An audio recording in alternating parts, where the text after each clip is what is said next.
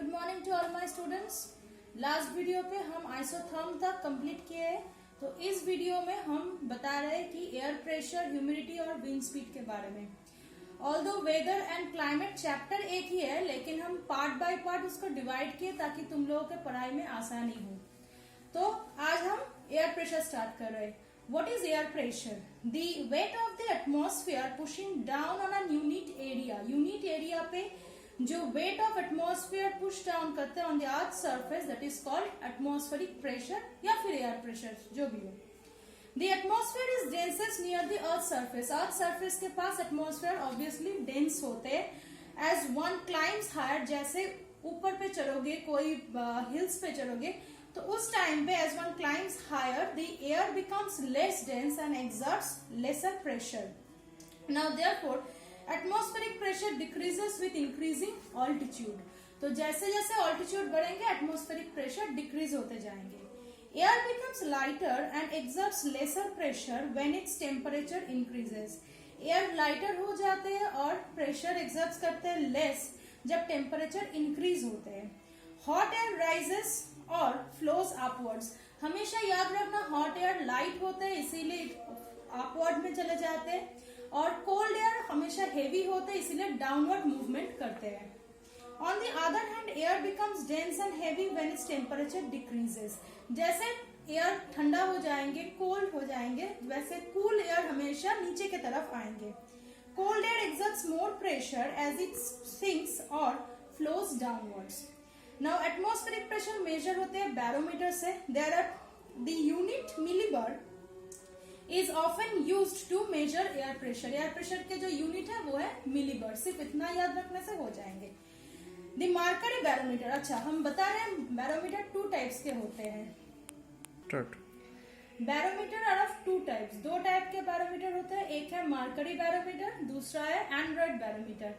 Mercury barometer का दूसरा जो नाम है वो है फोर्टिन्स बैरोमीटर। मर्करी बैरोमीटर हम लोग यूज नहीं करते मतलब उसको कैरी नहीं कर सकते, as it is not portable, क्योंकि उसमें लिक्विड होते हैं। और एंड्रॉइड बैरोमीटर पोर्टेबल है क्योंकि वो बहुत हैंडी है और उसमें कोई लिक्विड नहीं होता, इसीलिए एक जगह से दूसरी जगह हम लोग इजिली कैरी कर सकते हैं। Now comes wind speed and direction. Wind क्या है? Horizontal movement of the air is known as wind. Air moves from an area of high pressure to low pressure. High pressure से low pressure में air move करते हैं। Winds do not blow with the same speed. हर जगह पे wind same speed पे नहीं blow करते हैं। And the speed of the winds depends on the pressure difference. Pressure difference के ऊपर speed of the wind obviously depends. When the difference is high, wind rushes from high pressure region to the low pressure region at a great speed.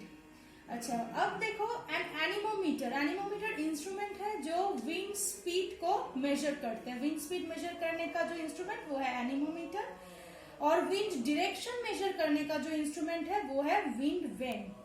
Wind का जो नाम होता है वो होता है उसके डायरेक्शन के ऊपर डिपेंड करके। Wind is named after the direction from which it is blowing.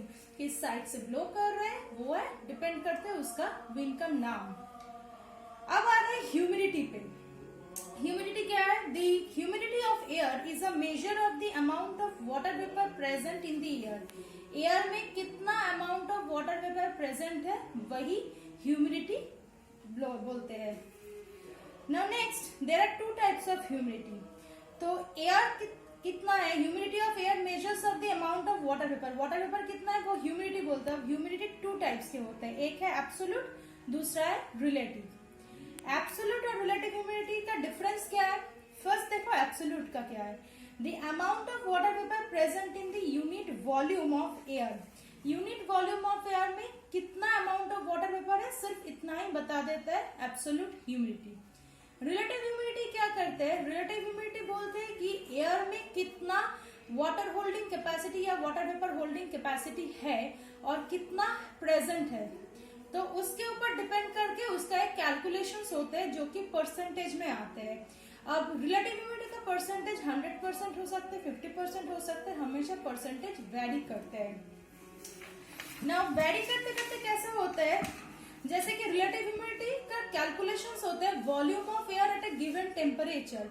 एक पर्टिकुलर टेम्परेचर में वॉल्यूम ऑफ एयर है divide by maximum amount of the water vapour, कितना अमाउंट ऑफ वाटर वेपर वो होल्ड कर सकते हैं, मल्टीप्लाइड बाय 100, जैसे हम लोग परसेंटेज कैलकुलेट करते हैं। सपोज 50 ग्राम पर सेंटीमीटर क्यूब हो सकता है और उसके पास है 25 ग्राम पर centimetre cube, so 25 by 50 into 100 it is 50% relative humidity है। ऐसा नहीं है कि रिलेटिव ह्यूमिडिटी हमेशा 50% है, 100% हो सकते हैं। जब 100% रिलेटिव ह्यूमिडिटी हो जाते हैं तो वो ड्यू पॉइंट में पहुंच जाते हैं। Now relative humidity can be measured with the help of hygrometer. इसके बाद आ रहा है प्रेसिपिटेशन। प्रेसिपिटेशन क्या है? Falling of the condensed water vapour is called precipitation. जैसे इवापोरेशन, कंडेंसेशन और थर्ड फॉर्म होते हैं प्रेसिपिटेशन, वही प्रेसिपिटेशन के बारे में हम लोग बोल रहे हैं। वैसे प्रेसिपिटेशन का बहुत सारे फॉर्म है, जैसे कि rain, snow, hail, dew, frost, fog, mist, everything is there, but वो सारे हम लोग बात दूसरे वीडियो में हम डिस्कस करेंगे। अभी सिर्फ रेनफॉल के बारे में हम डिस्कस कर दे रहे हैं। Amount of rainfall at a place over a particular period is measured with the help of rain gauge. Rain gauge एक इंस्ट्रूमेंट है जिससे रेनफॉल मेजर हो सकते हैं, और रेनफॉल को मेजर करते हैं रेन गॉज, लेकिन रेन गॉज को हमेशा कोई ओपन एरिया में ही रखना है। क्यों ओपन एरिया में रखना है? क्योंकि अगर उसको कोई शेड के नीचे रखे या फिर कोई ट्री के नीचे रखे तो बारिश बंद होने के बाद भी वहां से वाटर ड्रॉप्स गिर सकते हैं, जिससे मेजरमेंट बदल सकते हैं, एक्चुअल मेजरमेंट हम लोगों को नहीं मिलेंगे। इसीलिए हमेशा ओपन एरिया पे, यहाँ पे ओपन टेरेस या ओपन रूफ में रखे जाते हैं। So next portion is the mean annual rainfall. Mean annual rainfall में क्या क्या है? The monthly rainfall figure for any month can be calculated by adding the daily rainfall. पूरे मंथ में कितना रेनफॉल हुआ वो अगर हम लोग डेली रेनफॉल को एड अप करें तभी मिल जाएंगे। To find annual rainfall, annual rainfall मतलब पूरे ईयर का रेनफॉल, सिर्फ ऐड कर लो सारे मंथ का रेनफॉल तभी तुम लोगों को मिल जाएंगे एनुअल रेनफॉल। और मीन एनुअल रेनफॉल क्या होता है? Is the average of the annual rainfall figures over a period of about 35 years. 35 years में एवरेज रेनफॉल कितना हुआ वो होते हैं मीन एनुअल रेनफॉल।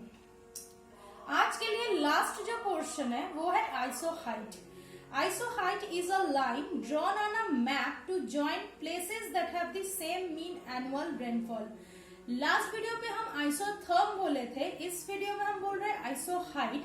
आइसोहाइट और आइसोथर्म में सिर्फ एक ही डिफरेंस है, वो लाइन शो करते हैं टेम्परेचर के, और ये मैप में शो करते हैं कि कौन कौन से जगह पे सेम अमाउंट ऑफ रेनफॉल होते हैं, उसको कनेक्ट करते हैं। तो उसी से मिल जाते हैं आइसोहाइट जो लाइन है वो दिखा देते हैं कौन कौन से जगह पे इक्वल अमाउंट ऑफ रेनफॉल हुआ।